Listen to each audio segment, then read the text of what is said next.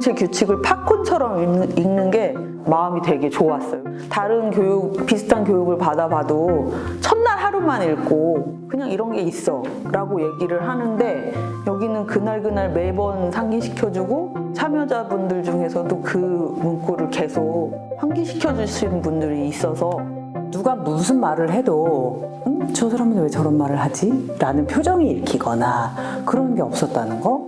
나는 이 부분은 그렇게 생각하지 않은 것 같아요 라고 말할 수 있었다는 점이 좋았어요. 그리고 무엇보다 중요했던 건 자유롭게 일어날 수 있어서 너무 좋았어요. 왜냐면 허리가 아파서.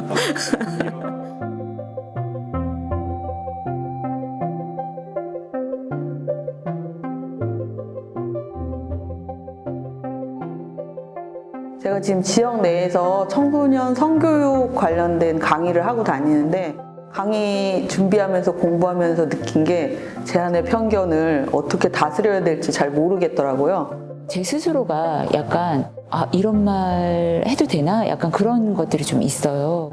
인권을 하는 사람으로서 미처 깨닫지 못하는 부분이 너무 많았어가지고. 나만의 언어를 가질 수 있게 해준다, 가질 수 있을 것이다, 이 훈련을 하고 나면 그 부분에 큰 목표를 두고 참여하게 됐어요. 과거 청소년 다양성 훈련을 했을 때의 경험이 저한테 되게 좋기도 했고, 그동안 보지 않은 시각으로 보기도 하고, 하지 않았던 고민들을 하기도 하고, 되게 많은 것이 바뀌었던 것 같아요. 그래서 다른 사람들하고 어떻게 이야기를 더 나누면 좋을지 고민이 들어서 신청을 하게 되었습니다. 제가 어떤 차별적인 모습을 가지고 있을 것 같았고요. 이 수업을 통해서 내가 가진 특권은 무엇인지, 내가 무의식적으로 행했던 차별은 어떤 것이 있는지, 이런 것들을 탐색하면서 저를 알고 제 주변을 바꿀 수 있는 그런 사람이 되고 싶었습니다. 다른 사람을 만나서 대화를 할 때 나도 모르게 혐오하거나 차별하거나 배제하는 말을 아무렇지도 않게 쓸까봐, 내가 평생 그렇게 살아왔는데 그랬던 내가 다시 행위자가 될까봐 이게 되게 두려웠어요. 그거에 대한 도움을 받을 수 있지 않을까? 라는 기대감으로 신청하게 되었어요.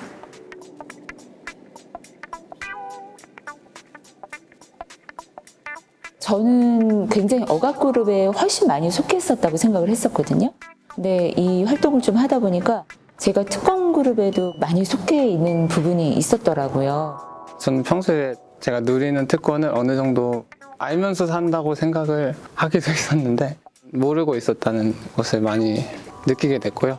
또 이렇게 다른 정체성을 가진 사람들이랑 함께 프로그램을 하면서 내가 특권그룹으로서 보는 풍경이랑 다른 사람들이 보는 풍경이 다르다는 생각이 들었고, 나의 특권을 어떻게 체득을 하고 누리고 또 강화시켜가고 유지하고 있는지를 들여다보는 것이 중요하다는 생각을 하였습니다. 억압받는 정체성을 한눈에 봐서 좋았어요. 다른 인권 책을 읽어봐도 청소년 파트, 그리고 뭐 여성 파트, 장애인 파트 이런 식으로 나뉘어 있잖아요. 그래서 오히려 저도 제가 가지고 있는 장애 정체성에 더 매몰되는 경향이 있었어요. 근데 그걸 한눈에 보고 나니까 나 또한 차별을 받고 있다가도 또 누군가에겐 특권의 자리에 있을 수도 있고, 이런 것들을 한눈에 봐서 그렇게 이제 밖에 나가서 뭔가 대화를 할 때도 나의 행동, 태도를 고를 수 있는 이제 명확한 기준으로 생긴 것 같아요. 그래서 조금 덜 두려운 것 같아요.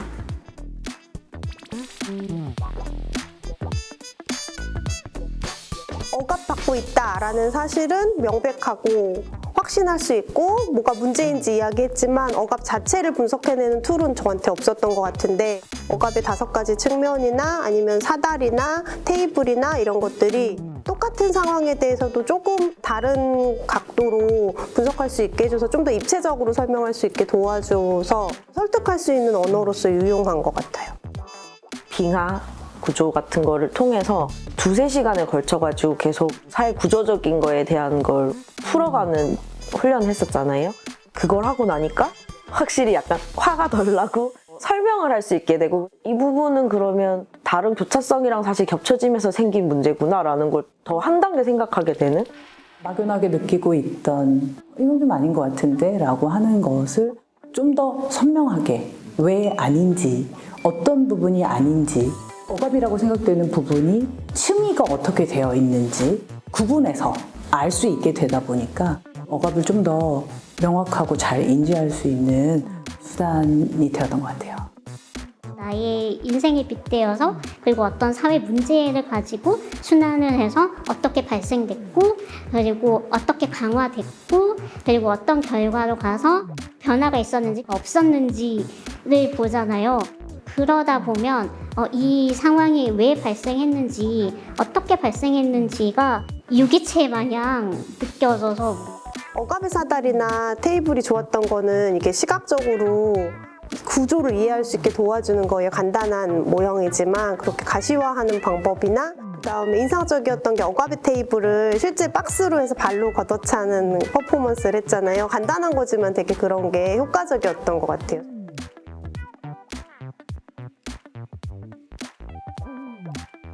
저는 스타파워도 좋았고 사실 버파버파도 좋았고 게임이 되게 좋았는데 머리로만 생각하게 되는 거였는데 게임에 참여하니까 감정적으로 이제 몰입하게 되는 것도 있고 그러면서 더 공감하고 이해할 수 있게 됐던 것 같아요.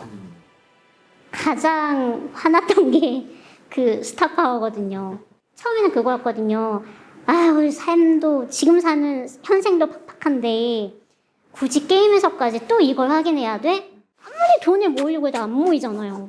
그래서 너무 화가 났는데 끝나고 좀 시간이 지날수록 그런 관점이 좀 이렇게 넓게 멀리서 보게 되어서 그 게임이 가장 기억에 남는 것 같아요.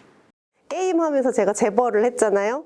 그러면서 이게 가진 것이 있고 그것을 지켜야 된다라는 미션이 분명하면 저렇게 다른 사람이 어떻게 되든 상관없이 할 수도 있겠구나. 그렇다는 걸 게임을 통해서라도 알게 되어서 어떻게 접근하면 좋겠다 이런 전략을 세워볼 필요성을 느꼈어요. 어황대화가 같은 그룹의 사람들끼리 얘기를 나누는 것, 그리고 그건 내가 속하지 않은 다른 그룹의 사람들이 얘기를 나누시는 것을 들어보는 게 1대1로 막 내밀하게 막 그런 깊은 대화를 나누는 것이 아님에도 굉장히 이 사고가 확장되는 그런 경험이 있었어요. 성별 정체성에 대해서 이렇게 손들기 하고 어황 대화하고 했던 활동이 가장 불편하기도 하고 어렵기도 하고 했던 활동인 것 같고요. 어떤 특권을 가진 사람으로서 나의 이야기를 한 적이 없는 것 같다는 생각이 들더라고요. 가장 처음에 했던 버파버파 게임이 가장 재미있었던 것 같아요. 내가 살고 있는 사회가 왜 이런 문화를 만들었을까? 나는 왜 이 문화를 당연하게 여기고 있을까? 나는 왜 다른 사람들을 이해하지 못할까? 이런 생각들을 하게 만드는 것 같더라고요. 버파? 첫날 늦어갖고 진짜 규칙도 하나도 모르는데 한 세트 만들어서 냈거든요. 굉장히 경쟁의 길이 잘 들여져 있구나. 그 활동이 무슨 활동인지도 잘 모르겠는데 목적도 모르겠는데 어쨌든 되게 열심히 하고 있는 제 자신을 봤고 심지어 완성까지 시켰고 꼴찌를 안 했다는 거에 안도감을 느끼면서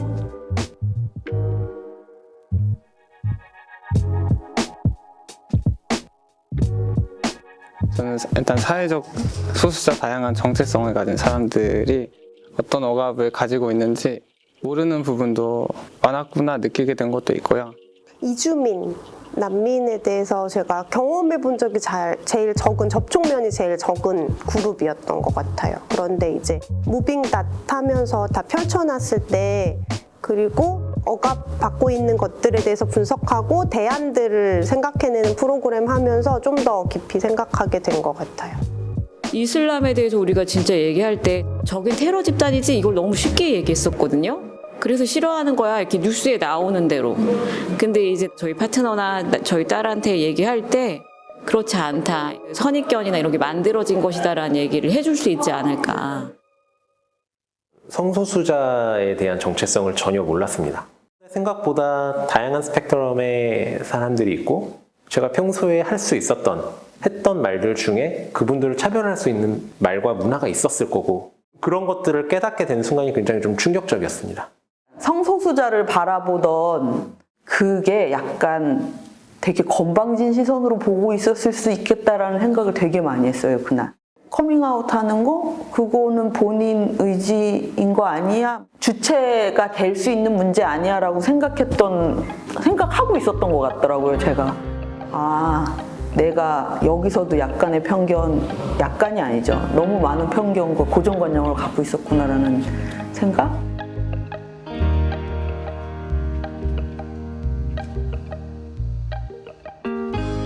예전에는 제가 왜 억울한지에 대해서 되게 개인화시키면서 얘기를 했거든요.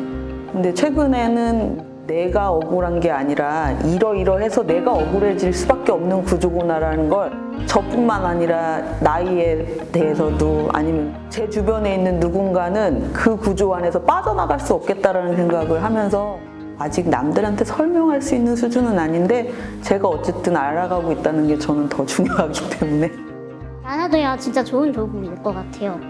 열심히 좀 연습해서 딱 뭔가를 이야기했을 때 그럴 수도 있어요.